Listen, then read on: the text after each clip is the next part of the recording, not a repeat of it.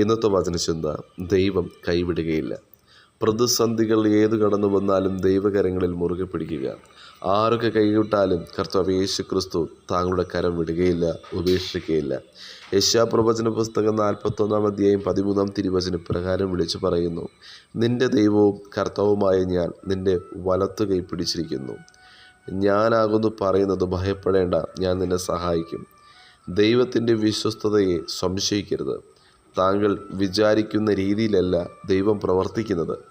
താങ്കളുടെ ചിന്തകൾക്കും ബുദ്ധികൾക്കും അപ്പുറത്താണ് ദൈവത്തിൻ്റെ പ്രവൃത്തി. ദൈവം തക്ക സമയം പ്രാർത്ഥനയ്ക്ക് മറുപടി നൽകും. എത്രമാത്രം തടസ്സങ്ങളുണ്ടെങ്കിലും താങ്കൾക്ക് മുൻപിൽ തുറക്കപ്പെടേണ്ട വാതിൽ ദൈവം തക്ക സമയത്ത് തുറന്നു നൽകുവാനിടയാകും. വിശ്വാസത്തോടുകൂടെ കാത്തിരിക്കുക. ലോകത്ത് ആർക്കും കുറ്റം പറയുവാൻ പറ്റാതെ വണ്ണം വലിയൊരു സന്തോഷം താങ്കളെ തേടിയെത്തും. കർത്താവ് യേശുക്രിസ്തു താങ്കൾക്കായി ഉയർച്ചയുടെ എല്ലാവരെക്കാളും മാന്യതയുള്ള അനുഗ്രഹിക്കപ്പെട്ട പുതുവഴി തുറക്കും. ഈ ലോകം താങ്കളെ എത്ര തകർക്കുവാൻ നോക്കിയാലും താങ്കളെ ദൈവം ഉയർത്തിക്കൊണ്ടുവരും.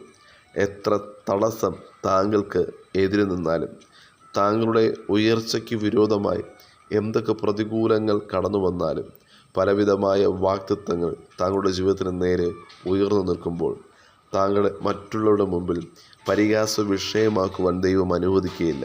താൽക്കാലികമായി ചില പരിഹാസങ്ങൾ താങ്കൾ കേട്ടാലും, മറ്റുള്ളവർ താങ്കളെ ഏത് നിമിഷവും കളിയാക്കിയാലും, മറ്റുള്ളവരുടെ മുമ്പിൽ പരിഹാസ വിഷയമായി മാറിയാലും, ദൈവം താങ്കളെ തക്ക സമയത്ത് മാനിച്ചുയർത്തുവാൻ ശക്തനാണ്.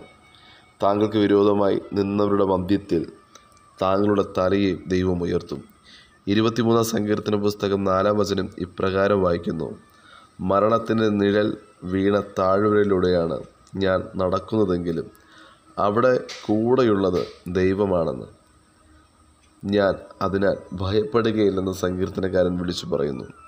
139 സങ്കീർത്തന പുസ്തകം 5 തിരുവചനം വായിക്കുമ്പോൾ: മുൻപിലും പിൻപിലും അവിടുന്ന് എനിക്ക് കാവൽ നിൽക്കുന്നു, അവിടുത്തെ കരം എൻ്റെ മേലുണ്ട്.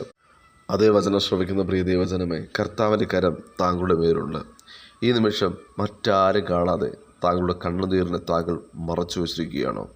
മറ്റാരും കാണാതിരിപ്പാൻ താങ്കൾ മറച്ചു പിടിച്ചിരിക്കുന്ന കണ്ണുനീർ തുടച്ച് കർത്താവ് താങ്കളെ ആശ്വസിപ്പിക്കും. കാറ്റിനെയും കടലിനെയും ശാന്തമാക്കിയ കർത്താവ് താങ്കൾക്ക് മുന്നിൽ പ്രതികൂലങ്ങളുള്ളപ്പോൾ താങ്കൾ അനുഭവിക്കുന്ന പ്രശ്നങ്ങളെയും പ്രതികൂലങ്ങളെയും ശാസിപ്പാൻ കർത്താവ് താങ്കളോട് കൂടെയുണ്ടെങ്കിൽ എന്തിനു ഭയപ്പെടണം? താങ്കൾ കർത്താവിൻ്റെ കരം പിടിച്ച് മുന്നോട്ട് വിശ്വാസത്തോടു കൂടെ ചലിക്കുക.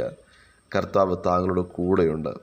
ഈ ലോകത്ത് ജയിച്ച, മരണത്തെ തോൽപ്പിച്ച, താങ്കൾക്കായി നിത്യത ഒരുക്കി വച്ച കർത്താവ് കൂടെയുള്ളതിനായി യാതൊരു ശക്തിയും കണ്ട് ഭയപ്പെടേണ്ട.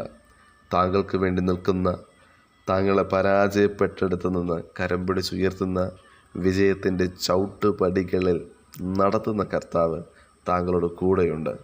ഈ ലോകത്തെ മനുഷ്യർ പകുതി വഴിയിൽ കൈവിടാം, കർത്താവ് താങ്കളെ കൈവിടുകയില്ല, ഉപേക്ഷിക്കുകയില്ല. തക്ക സമയം ഇറങ്ങി വന്ന് പ്രാർത്ഥനയുടെ മറുപടി നൽകി മുന്നോട്ട് നടത്താൻ കർത്താവ് ശക്തനാണ്. ആകയാൽ കർത്താവ് യേശുക്രിസ്തുവിൽ ആശ്രയിച്ച് മുന്നോട്ട് ചലിപ്പാൻ വചനം ശ്രവിക്കുന്ന ഏവരെയും കർത്താവ് സഹായിക്കട്ടെ. God bless you. ആമേൻ.